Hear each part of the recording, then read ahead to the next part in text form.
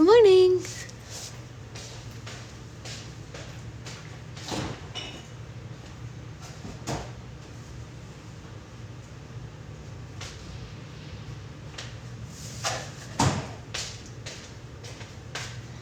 How's it going, everybody?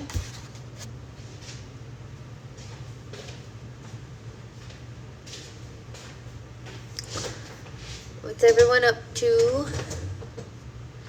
Anything interesting? Loved that book review, literally laughed out loud. The one for AJ Fickery.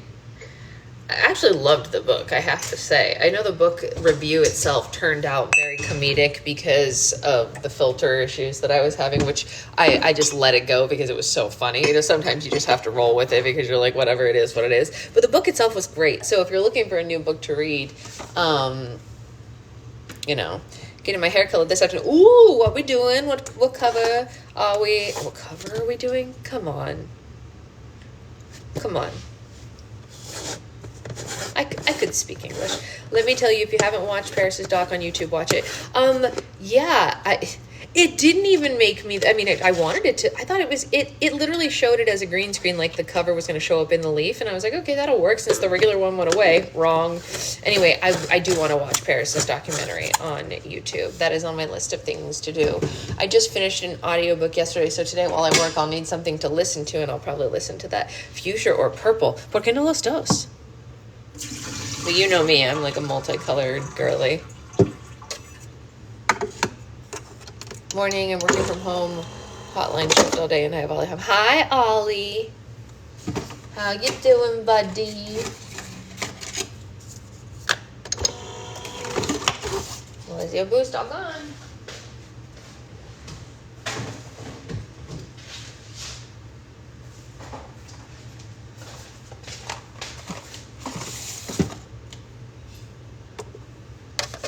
I desperately need to dye my hair. A lot of my purple's faded into bluish gray. I mean, I don't hate bluish gray either, though, Sydney. I have to say, I'm like a fan of the gray. Like, I've got a lot of the like greenish gray here because this side was the gray side of my hair. And I don't hate it.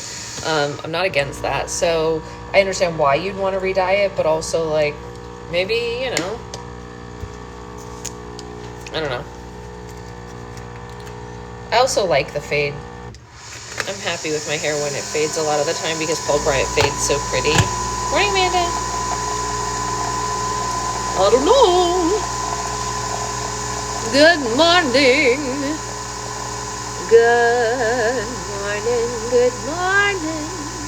We've danced all night through. It's time for a coffee for you. Bum, bum, bum. Good morning. Good morning. It's great to stay out late, but then you need coffee to get through your day. Just kidding, we didn't stay out late. I did work late, though. I don't really stay out late, but I do stay up late. Whatever. It is what it is. What's everyone drinking this morning? I got very bad rose tattoo cover. Ooh, send pics. I want to ask you, what cruise did you take last time? You know what? We went on a Carnival cruise. Wouldn't be my recommendation if I'm being honest. It's not something that I would probably suggest to anyone unless they are like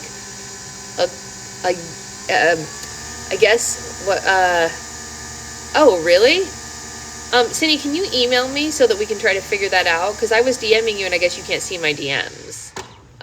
Because I did DM you back. So just email me so that I can open it when you're, because I need to do it when you're on the computer so that someone doesn't take the spot because it's a special one. So just DM or email me like a time today and be like, I'm going to be available at XYZ time or whatever, and I'll do it at exactly that time. Just give me like at least an hour's notice, and then I'll do it at that time. Rainbow Slime Girl is now in League C5. What the heck is League C5? I'm a Rue specialist. I know what you mean. Oh, so you know. Okay, good. I was going to try to explain it, but I was like, you know what I mean? Do you need the little thingy? Is that what you're... Oh, okay. So yeah, there are a lot of situations where I think it would have been great. We don't live in those situations. What would be great? Someone who is a cruise specialist was asking what cruise we went on and how we liked it. I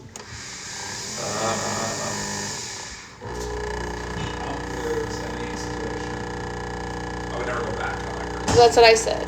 I said it wouldn't be my choice to go back on. My friends went on a cruise on a river in Portugal and had a blast. Whoa, Portugal. That sounds exciting. Look at this. Look at this steam here, you guys. Kind of cool, right? I think if you had only teenage children, it would be great because you'd get them off your hands, right? Still have to eat. Yeah, you'd still have to eat the food. Yeah, that isn't great. Yeah, the food wasn't ideal. Carnival's not the best option. Yeah, I agree.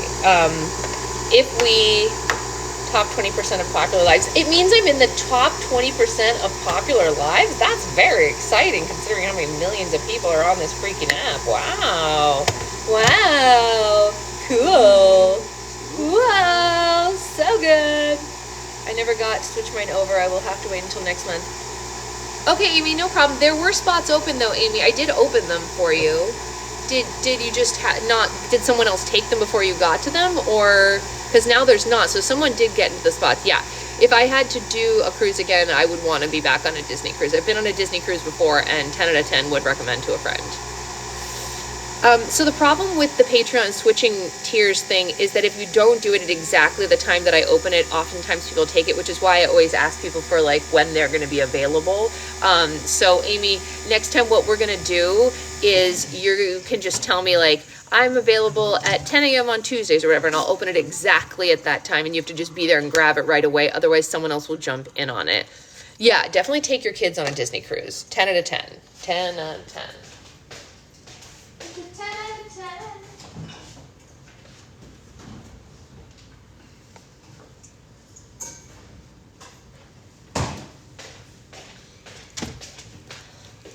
Always confusing things instead of fixing things. Yeah, they do make it pretty confusing. I can't hold spots for anybody. That's not an option on Patreon, which is it's just a bummer. That's you know. Which is weird because yeah, you're getting patrons, you're not a patrone that you've chosen. Yeah. What if the Medici were willing to be your patrone? What if the Medici were willing? What if they were? Well, you'd open up a spot. I did message you, Amy. I messaged you that I was opening spots. Did you not get that message?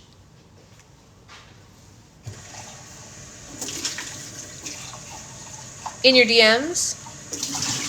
My email told you I'm available immediately until a certain time. Does it just move? Okay, I will do that, Cindy. I'll email you back. Basically, Cindy, what I'll do is I'll email you and be like, it's going to be in like 30 minutes or whatever so that you can know. I had to move down from a...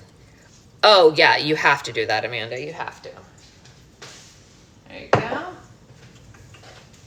Coffee for you. Coffee for you. Weird. That's weird, Amy. Okay, we'll have to check and see if there's some kind of issue. Brittany was having issues with her DMs too.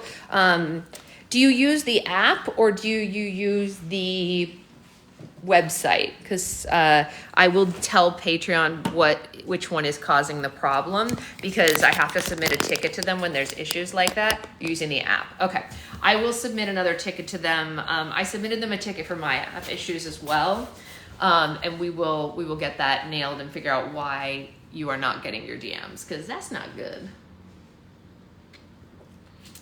Oh, that's a great question, Anya.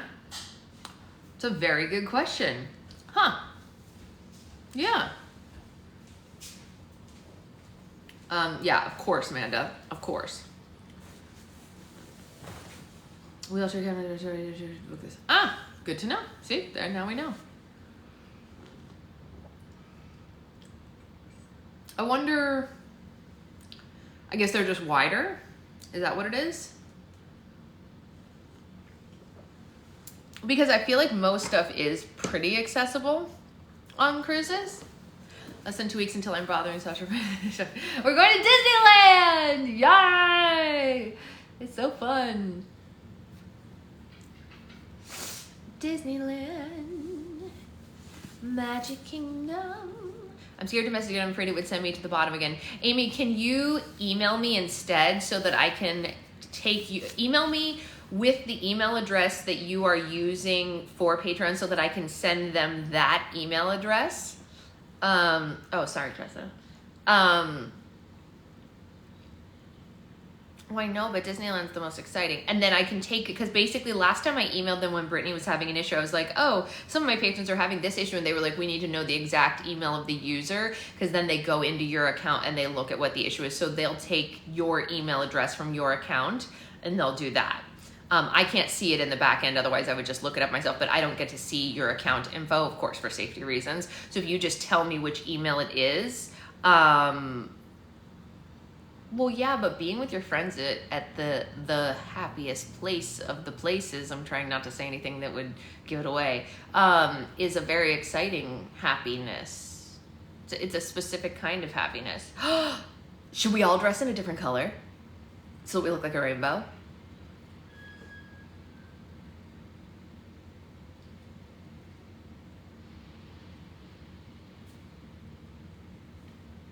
What do you think? I call pink.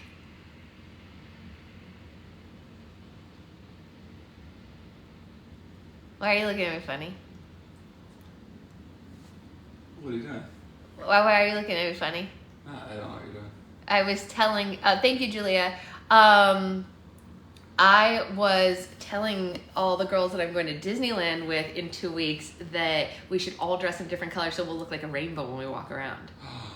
I called pink. Well, that feels, unfair. You guys should use like a wheel to like spin. That pick a.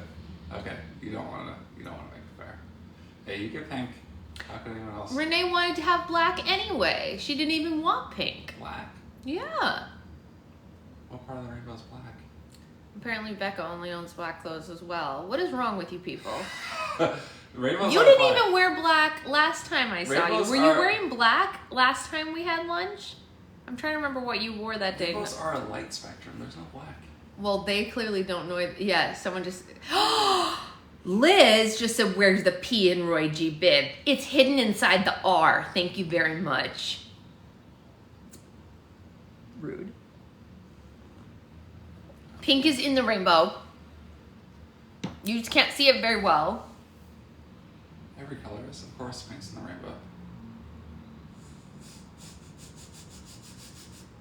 I want to wear pink. I want to be a pink princess. Oh, Nightmare Before Christmas hoodie. Well, there's color in that. You could definitely wear a Nightmare Before Christmas hoodie to Disneyland. It's a Disney property. Duh. Duh. Are you going during the week or during the Yeah, weekend? middle of the week to make it not crazy. That was why you were not able to come, because it is during a work day. That's Hoodies not are bad. good. Did you see they changed DOS? I did not. It's not too hot for hoodies. I'm wearing one right now. At Disney in the middle of the week in 2 weeks, yes, it'll be too hot to wear a hoodie all day. Really? Yeah, it's too hot to wear a hoodie right now.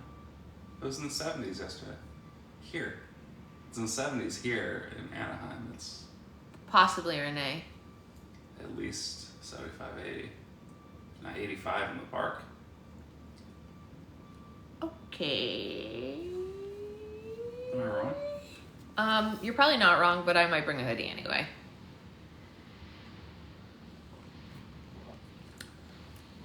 Anyway, yeah, you can wear shorts if you want. I will wear a princess dress. It's going to be 80 degrees in Anaheim today at 1 p.m. Wow.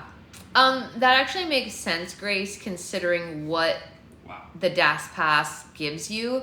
Like, it doesn't really, like, so I have a friend who has a DAS Pass for her son, because he's on the spectrum, and so he can, like, do certain things up to a point, but then when it gets to a point, there's some stuff that he can't, so then it takes care of that stuff.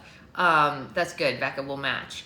Zoe will probably wear her dress from Sally.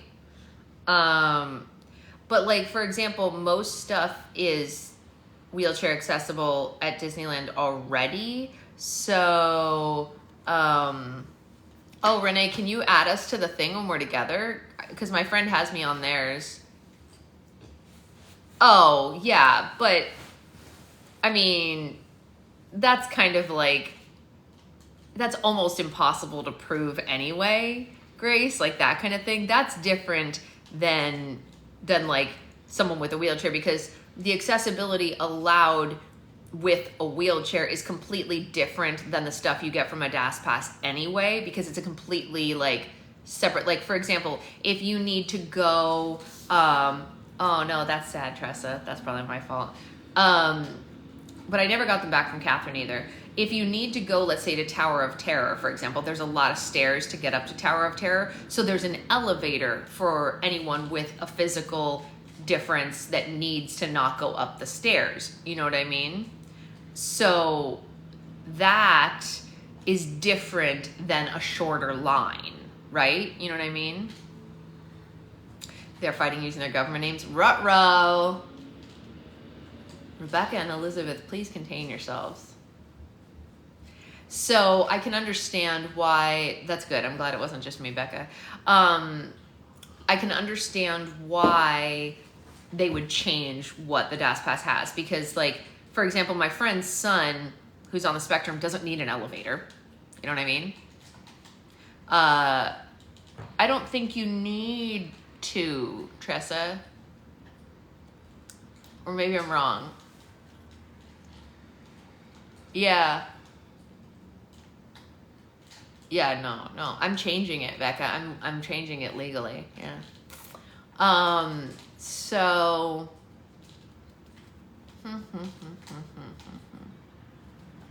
you get the pass for both your sons. Yeah. Yeah, it makes sense. Oh, only 4 people. Does that include the children? Or is it 4 adults? I don't actually know. I don't think it's 4 people actually, because my friend who has one for her son, there's already 4 people in their family and they take me with them. It is an acceptable reason, Grace. Yeah. That's the whole thing. Because my friend has it for her son. Oh, they just changed it to 4 people. Oh. Well, that's unfortunate. What if your family's more than 4 people and you want to go together? Oh, the person plus 4.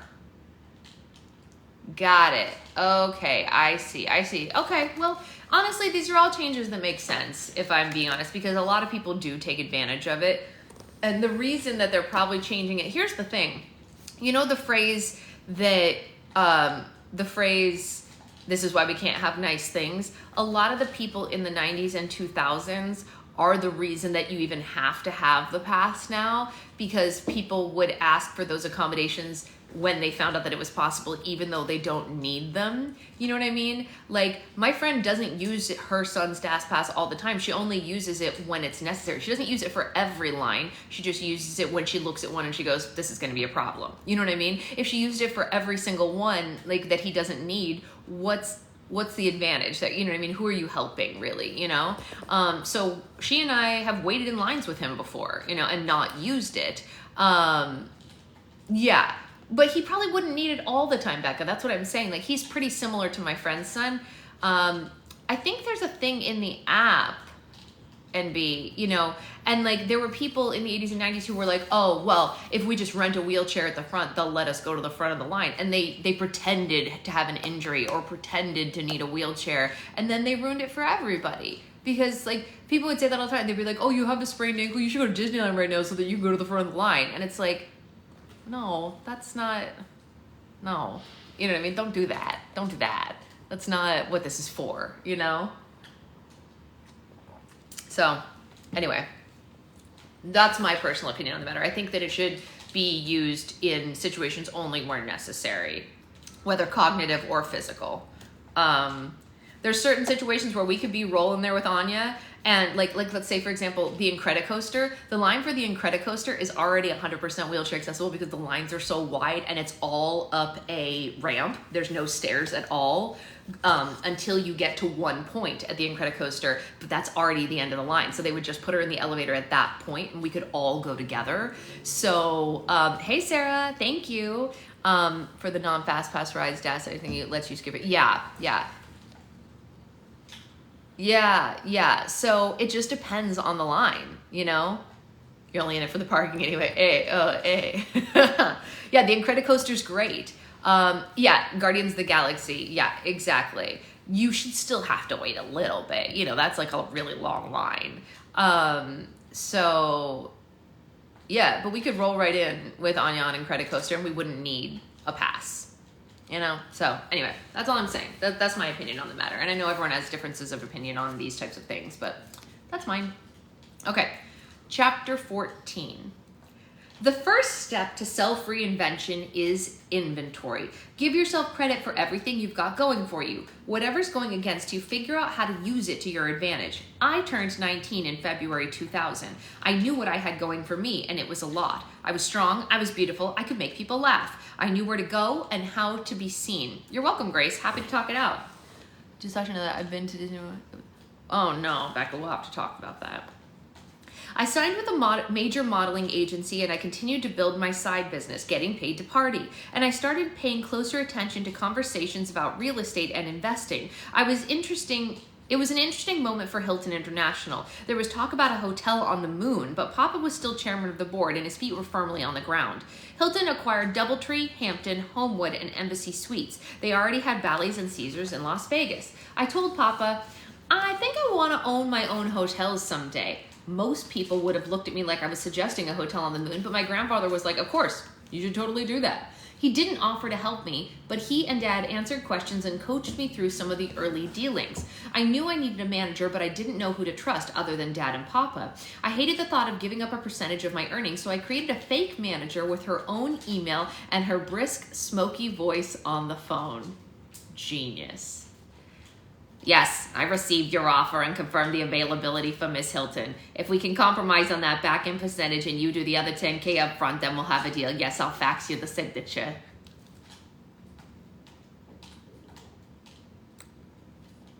Genius. Literal genius. She's freaking Phoebe Buffay up in here. I don't remember the fake manager's name, but she was a grown-up version of Amber Taylor. She negotiated for me like a pit bull. Even after I signed with a major modeling agency, I kept her around for odd jobs. In May of 2000, I went to the Cannes Film Festival for the first time and dragged way too much luggage with me because every day I had at least 3 or 4 looks. Breezy walk around town bumping into movie stars look, tasteful lounging by the pool like Marilyn Monroe look, stunning evening out at art films look, and I put a lot of work into my look for lunch with one of the most powerful men in Hollywood. I wanted Harvey Weinstein to see a woman who belonged in business. Classy, beautiful, castable, and different from any other 19-year-olds with big movie star dreams. I was with a producer friend who was trying to pitch a project. This was an amazing opportunity for both of us, and we wanted to make a good impression. Yeah, but you know she didn't know at the time. Well, she didn't know. Nobody knew, right? How could she? First of all, she's 19. Second of all, it was 2000. The lunch was not a success. The producer sat there crying and saying nothing while Harvey made pervy, weird comments about me and my potentially huge future in his world. There it is. There it is. He was a creepy and aggressive person. He was as creepy and aggressive as a person could be over lunch in a crowded restaurant. We left with very little hope for my friend's project. Well, she probably dodged a big old bullet, I have to say. It didn't work out this time, but props for the best. The next night, I attended an AMFAR, American Foundation for AIDS Research event. Harvey saw me across the room and called me out. I tried to pretend I didn't see him and I walked away. He followed me. I walked faster. He walked faster. I headed for the ladies' room with my unicorn trot and locked myself in a stall before he came in. He pounded on the stall door and yanked on the handles, yelling gross, drunk nonsense like, "You want to be a star?" And I was just trapped in there like, where the F is the bathroom window when you need one?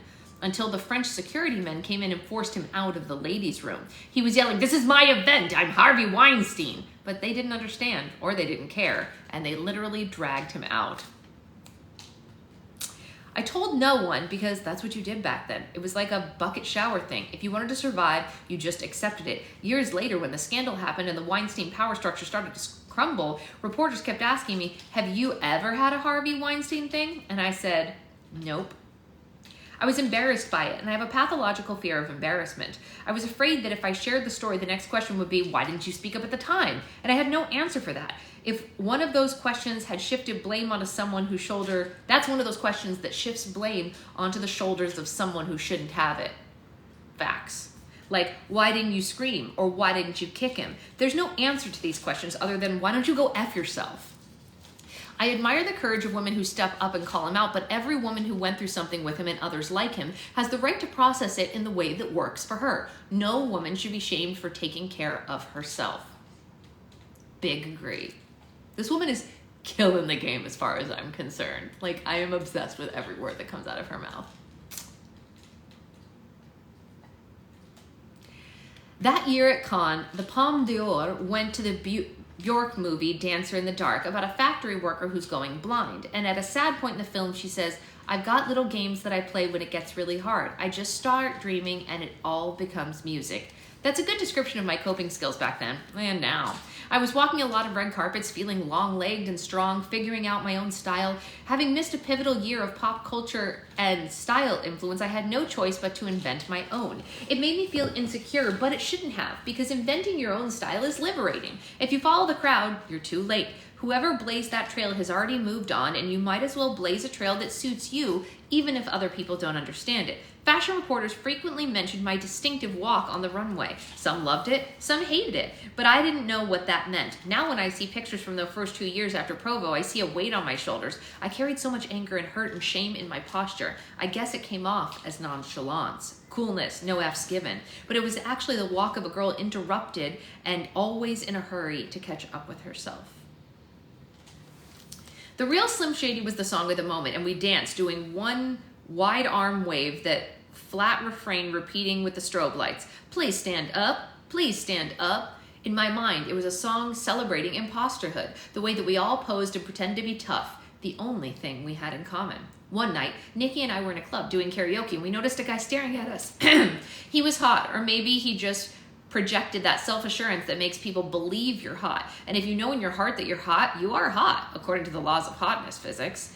This guy was older than me, coarse, arrogant, overconfident, bad boy from Central Casting. The perfect guy for a girl coming through the most self-destructive moment in her life.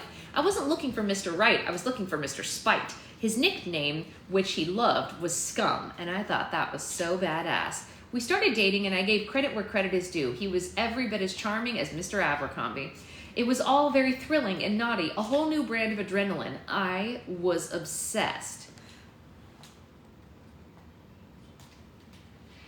I don't remember much about the night that he wanted to make the videotape while we blankety blank. He often said it was something he did with other women, but I felt weird and uncomfortable about it.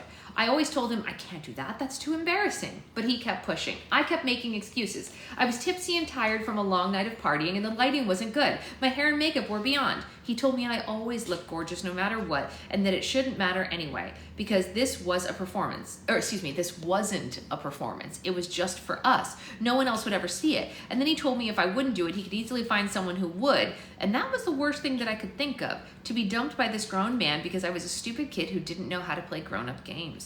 The truth is, I wanted to be alive in a sensual way, and I wanted to feel like a woman who was comfortable in her own skin. I was struggling to understand my sexuality, and there's no way that I could have explained that to anyone else. I had no language for it. I'd never heard the word asexual. I know, right? The world thinks of me as a sex symbol, and I'm all here for that because symbol literally means icon. But when people saw that tape, they didn't say icon, they said slut. They said whore, and they weren't shy about it. The ironic thing is, because of the abuse and degradation I survived as a teen, and partly because of the way that I was raised, I feared it. I hated the idea of sex, and I avoided it until it was absolutely unavoidable. Tabloids created this narrative about me sleeping around with 100 gorgeous guys. It's not the truth at all. I longed to feel close to someone and to be intimate, but if a guy was kind and took his time, maybe I could go on kissing and snuggling forever, thinking, okay, maybe this time, maybe it could happen, and then I would freak out and be weird, and the situation would become awkward, and it would leave me with two crappy options. I could cut him off and have him dub me and tell me that I was frigid or a tease or a dyke, or I could fake it, and I was good at faking it, but I felt like I was getting run over by 100 mini bikes.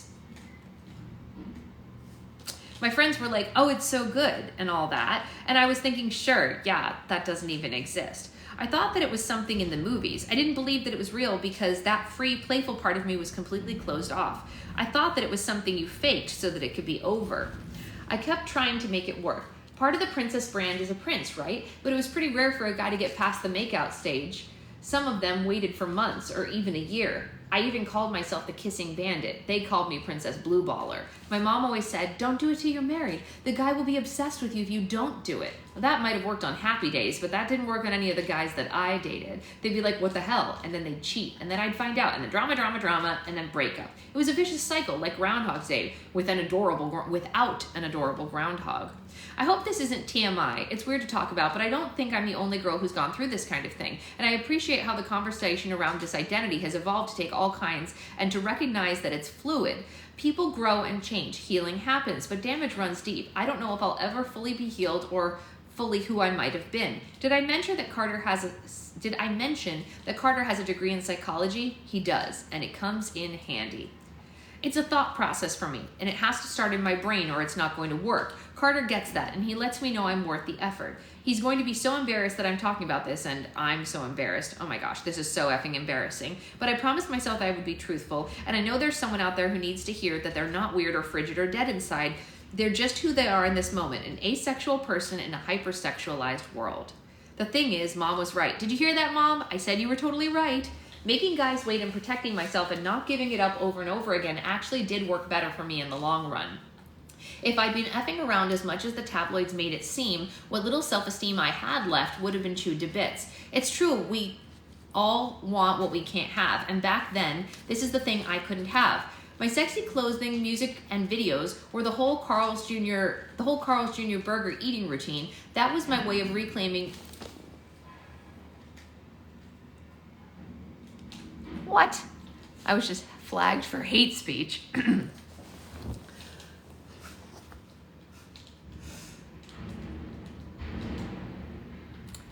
That's a misunderstanding. They're going to need to correct that. I will fix that afterwards, because that's not true. Obviously, we all know that. Yeah, no, I think that if you say any of those terms, they assume that you're being hateful to them, but that's not true. They flagged Paris too, I bet. What? What terms? Oh, I was just saying some of the things that she wrote here, and they flagged it for hate speech, but it's not hate. She's not actually. Yes, when she was wrong, she was very wrong. That was robbed from me. It made me feel alive and playful in a way that I could have been when I was with someone that I cared about. And I have that now with my husband, and I cherish it. At 19, all I could do was pretend. I wasn't capable of the level of trust required to make a videotape like that. I had to drink myself silly. Drugs helped. But I did it. I have to own that. I knew what he wanted, and I went with it. I needed to prove something to him and to myself, and I got hammered, and then I did that. Despite the age difference and the logistics of my mile-high work life, the relationship with this guy went on and off for a couple of years, which is a long time to a teenage girl. Eventually, I got bored and pissed him off. One night, my friends and girlfriends were out for karaoke, and we ran into Nicolas Cage, who invited us to an after party. We didn't go because it was Nick Cage. We would have gone to an after party with Billy Bob Nobody's house just as readily, because after party, bring it. So, wait, what? Oh, we didn't go because it was Nick Cage. We would have gone to anybody's after party. I see what she's saying. So she did go. I misread. Okay. Bring it. So we went to his house, and there was a car and a motorcycle in the living room and a shrunken head collection upstairs. It was a good time to be had by all. A shrunken head collection? That's awful. When I got back to my house, the on-off boyfriend was there, upset that I had not been returning his calls. There was a bit of drama, and that was that. This is actually how most of my relationships ended over the years. I hated confrontation, so I always tried to ghost the person. Sometimes they got the message, sometimes they got mad.